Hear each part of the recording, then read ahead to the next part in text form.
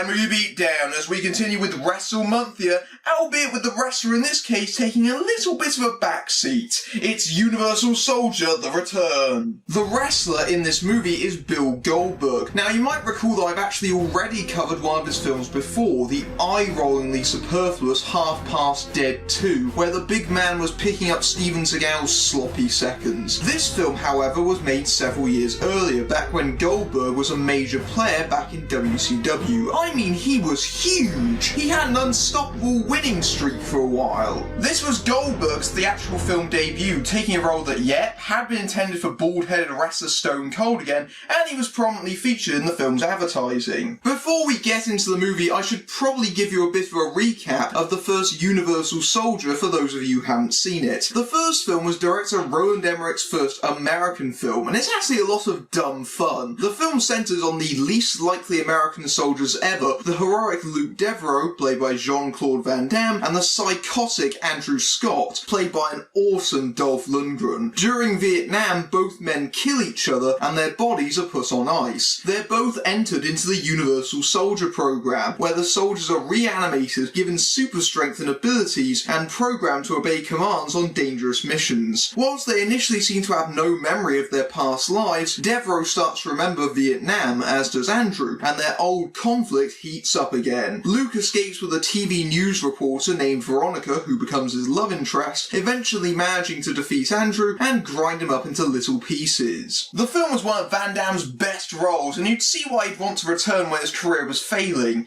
Let's just say he shouldn't have. It's also worth noting this is actually the fourth Universal Soldier movie, because two crappy TV movie sequels got made before this, which had Gary Busey and Burt Reynolds in them. Don't worry, they're non-canon and pretty much everyone has forgotten about them. Ironically, this official sequel will be made non-canon because of how bad it was. Oh yes, it sucks that hard. So we open on the military base that has continued the Unisol program. During an incredibly long bloody tracking shot, get to the point already! We find that in the basement there's a soldier being kept in cold storage. And then proceed to forget about it because it won't be important for another half hour. And trust me, it gets a lot stupider then. After some opening credits, we go into our first action sequence, as Luke, played once again by Van Damme, and Maggie are both being chased by some Unisols on jet skis because, hey look, jet skis! One of the first things you notice is how much cheaper it looks than the first, ironically like a TV movie, which isn't helped by the fact that you can blatantly see that Van Damme isn't riding the jet ski in the close-ups. I should have had handles! But hey, if you put on some annoying repetitive metal over the scene, we won't notice how badly staged it is. God, this soundtrack is numbing, with the most cliche lyric imaginable repeated over and over. Wake up, time to die! We get it! You're so emo and troubled! This is so 1999. And if you didn't think the scene couldn't get any more idiotic, we have a gag about a Unisol water skiing. I complain about them turning them from a threat into a joke, but let's face it, the whole movie's a big joke, so at least it's consistent. The chase continues into the forest, where Maggie gets grabbed and separated from Luke. Yep, it's the introduction to Romeo, the lead Unisol, played by Bill Goldberg, tying her to a tree. Oh, you know your movie's classy when you have an attempted rape to fit some tits in the movie. In the first 10 minutes, no less. Luckily, Luke quickly intervenes and fights off Romeo. I would have thought a Unisol would know that roaring isn't a suitable defence against a guy with a bloody great rifle. After Luke pervs over her boobs, nice one, hero. He goes to cut her free, but as we know from the first movie, Unisols don't stay down and Romeo is back. Luke is soon cornered by the Unisols chasing them, and Romeo takes great pleasure in trying to drown him in a puddle. Stop it! Exercise terminated. Of course it was a training mission. That way we can start the movie with a lame action sequence. Not to mention they were taking it remarkably seriously since they were trying to kill them. So they get back to the base after that implausible test. I don't think he likes me. According to his military records, he didn't like anyone. Dying did not improve his personality. Shouldn't we talk about the fact that he's just a little bit rapey? Shouldn't that be something that we want to control? Hang on, you must be asking yourself, isn't Luke a Unisoul? Not anymore. He's somehow been cured of that via the magic of bullshit science. So basically, they took away the only interesting part of the character, and now he's like every other character Van Damme has played. Himself. The guy that cured Luke and is in charge of the project is Dr. Kottner, played by Alexander Berkeley. We can't go too long without an action scene though, as one of the Unisouls suddenly goes crazy and starts attacking people. Luke tussles with the malfunctioning Unisoul and manages to just about defeat him in a fight that in no way feels forced. Well, that certainly shows encouraging signs about how much their control has improved over the last incarnation of the project. What's supposed to be controlling them is a giant supercomputer called Seth, played by Michael Jai White, currently represented by a swirly cube in a blue storm thingy. Right. Luke's also got a daughter from his relationship with Veronica, Hillary. Wait, how does he have a daughter? Wouldn't him being dead mean that he's loaded with blanks? Or did some poor scientist spend hours reactivating his sperm cells? That's right! 96 sperm cells reactivated, only another 100 or so to go! And with this, I can create an army of Van Dammes, and then I shall pit them against my army of Bruce Lees for my own amusement and no practical purpose!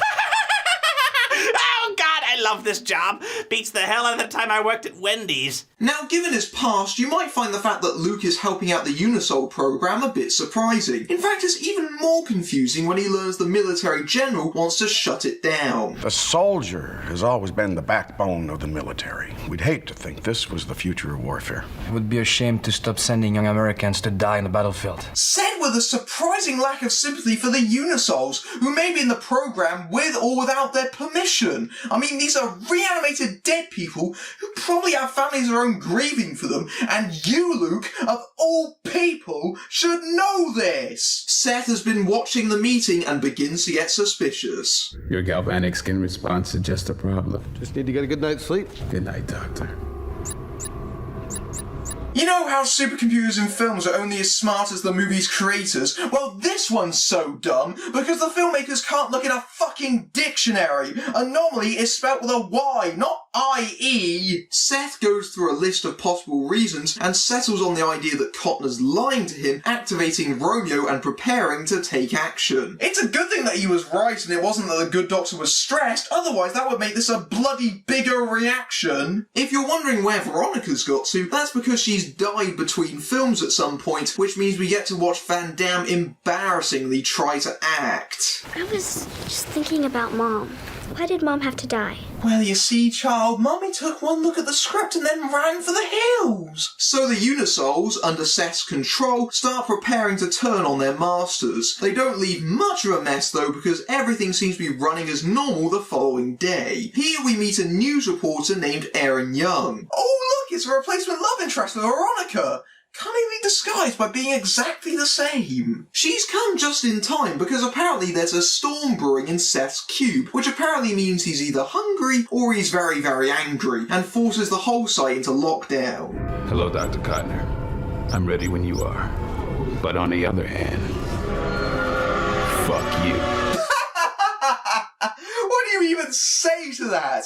That is a moment of legendary stupidity that should be cherished for all time. They do what anyone would do in this situation, shut it down and start it back up again. Some red shirt goes to try and flick these 3 giant on-off switches, yes, really, when Seth somehow fries the guy through it. Computers don't work that way. This might have been fine in 1970, but this is 1999. People knew what computers could do. Seth's gone into full-on murder mode, as indicated by his cube storm turning red. How 9 what now? Dr. Kottner stupidly goes to the keyboard, getting a load of electrical death, also killing Aaron's cameraman, and causing Van Damme to give a face like he's getting a pineapple shoved up his anus. No. Come on. Create design for advancement of progeny. No! There is one thing that could save them. Seth has to have a code entered into his system every day, or else his memory will be erased. The late Dr. Kottner knows it, and so does Luke. Luke, don't let me die. You left me no choice. You killed Dylan! He's not a very smart supercomputer if he was actually planning on having Luke enter the termination code just after he murdered his best friend. Meanwhile, Maggie rushes to take Hillary to safety, bumping into Romeo. Run, Hillary!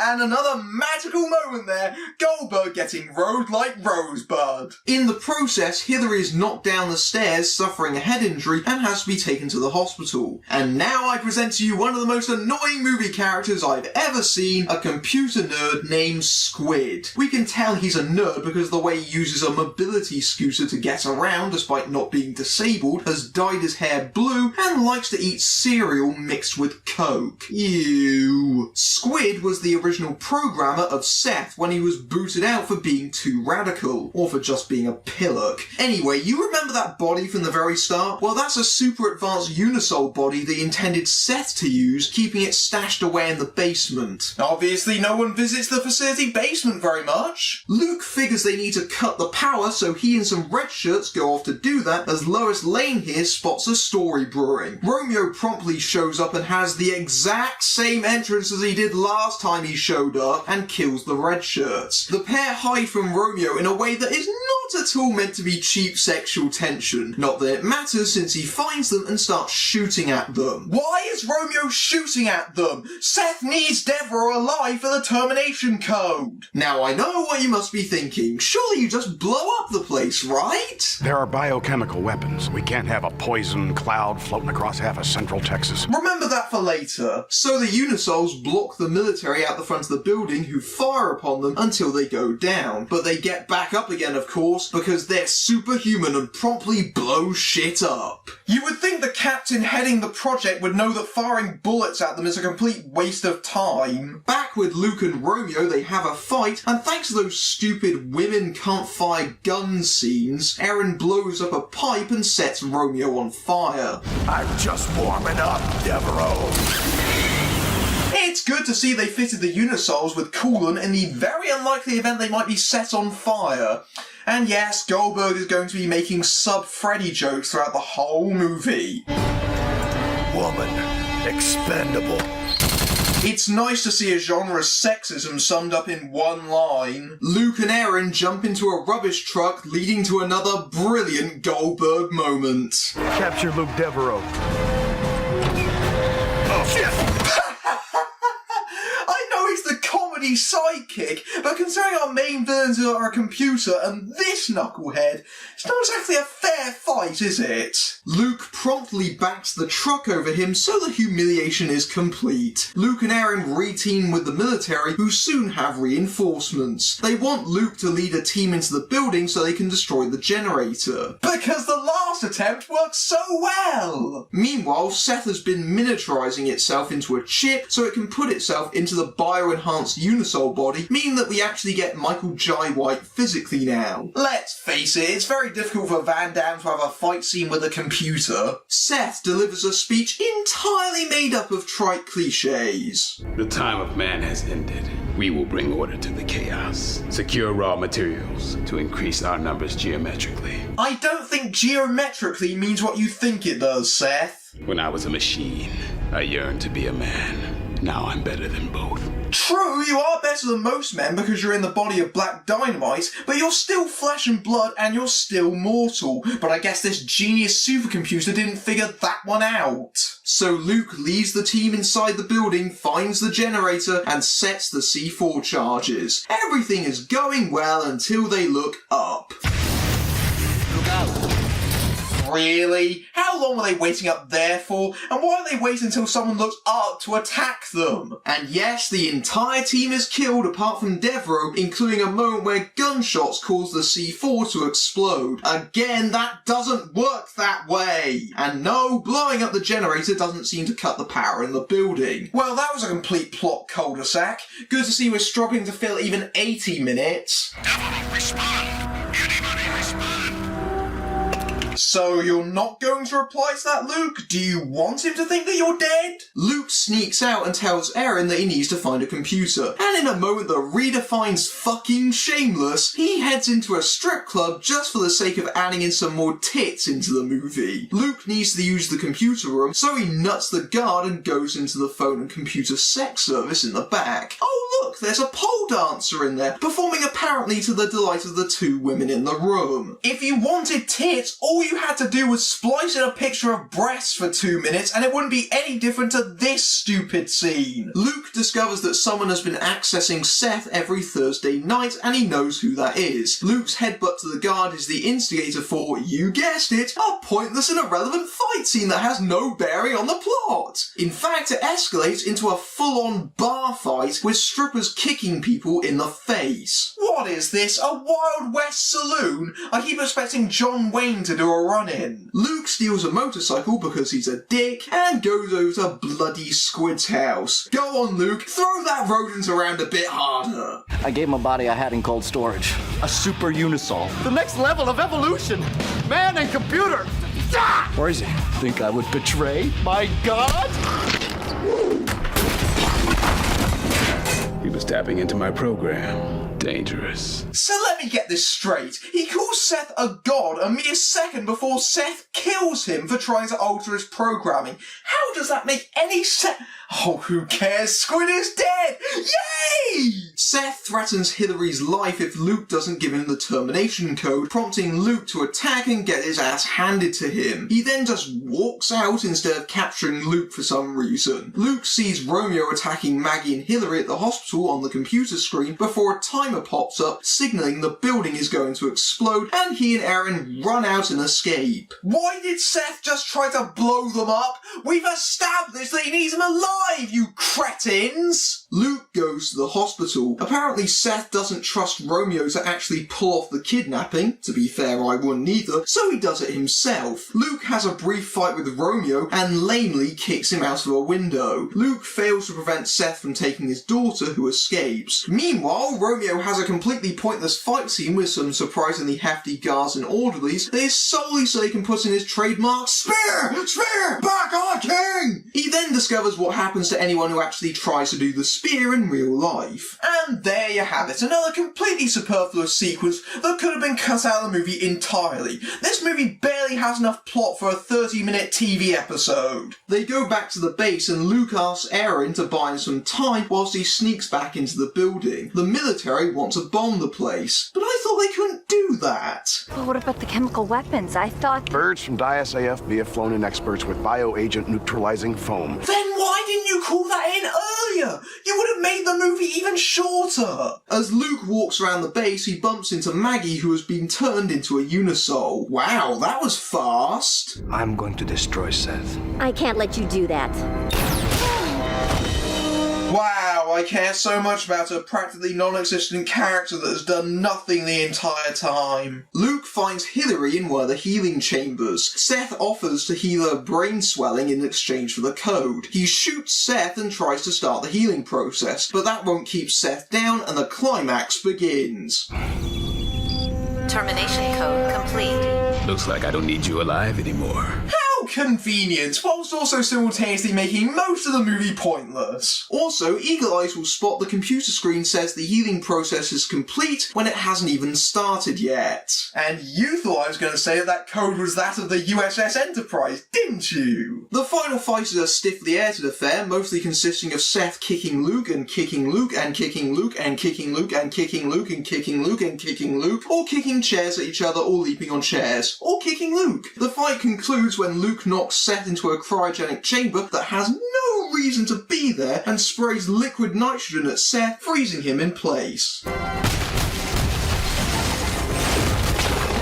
Way to copy the ending of Demolition Man, you plagiarizing hacks, and with 1,000,000 times worse special effects too. The healing process is completed for real this time, and Luke and Hillary try to get out of the building, but something is in their way. Romeo. Unbelievably, despite the fact he was a comedy buffoon throughout the whole movie, he's now actually intended to be a proper threat, beating the crap out of Luke. I thought Seth was the one who was controlling the Unisols with his technology powers, and he's dead dead now, so shouldn't they all be deactivated? Maggie intervenes and saves Luke.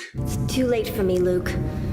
Get Hillary out of here. Is it really too late? I mean, if Luke can be cured of unisolism, so can you! Luke and his daughter are in there. I don't have any other choice. Neither do I.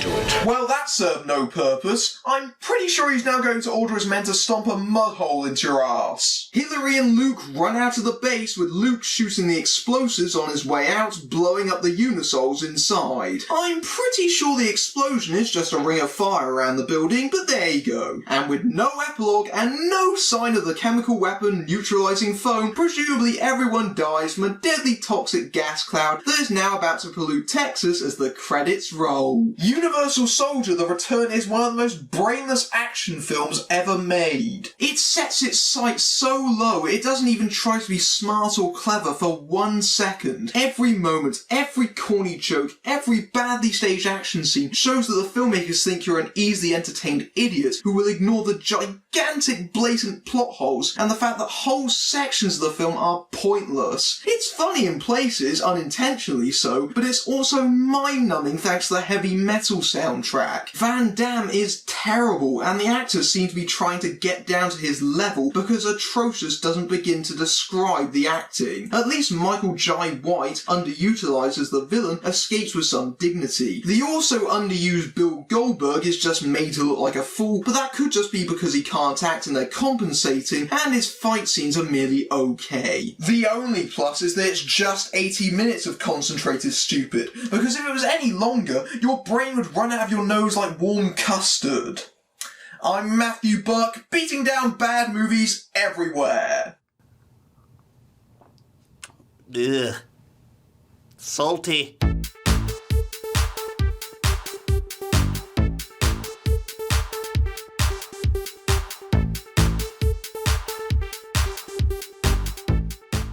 And then I shall pit them against my army of Bruce Lees for my own practical... fuck, I start again.